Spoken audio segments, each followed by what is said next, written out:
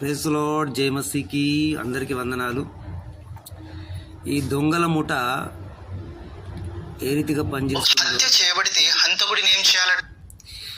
అయితే ఈ దొంగల ముఠ నడిపించే నాయకుడు క్షమిస్తాడట.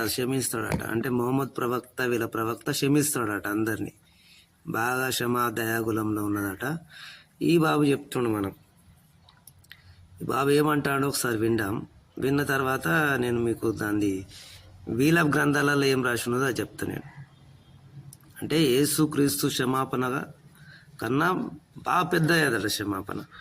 యేసుక్రీస్తు దొంగతనం చేసి చెప్పే వ్యక్తి గొప్పోడవుతాడా?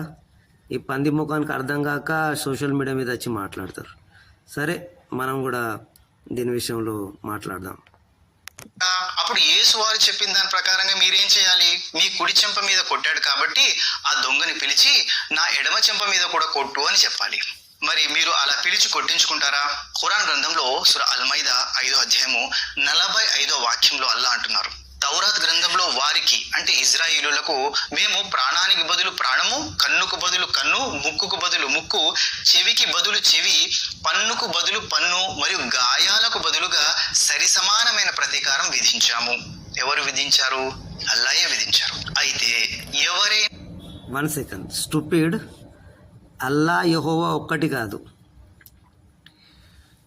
అల్లా ఇస్ అ డెవల్, యెహోవా దేవుడు.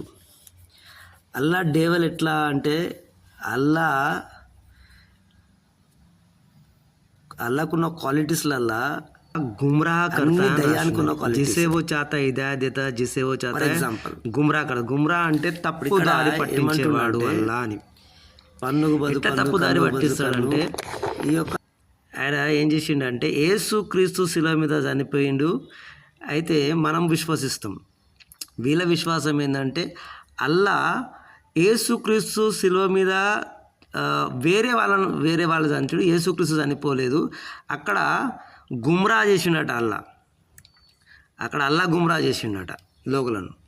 అంటే ఎంత పెద్ద బ్లండర్ చేసిండు అంటే ఆయన డేవల్ అని మనకు క్లియర్గా కనబడుతుంది. గుమ్రా కర్నే వాళ్ళ తప్పుదారి పట్టించేవాడు సాతాను. ఇంకా ఈయనకేం క్లియర్ కావాలి? రెండో విషయానికి వద్దాం. అదేమంటున్నా అంటే పన్నుకు పన్ను, దెబ్బకు దెబ్బ అంటాడు.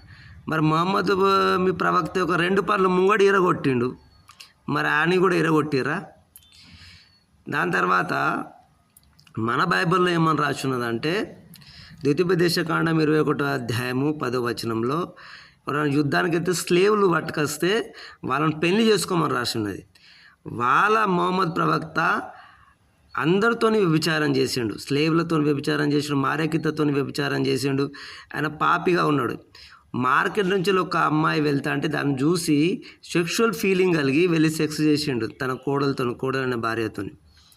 సో ఈ నీతులు చెప్పుడు మాకు చెప్పకు, మీ వాళ్ళకు చెప్పుకో. సో ప్రియులారా, జాగ్రత్త వీళ్ళతోని. సో వీళ్ళు అల్లా ఫాదరా?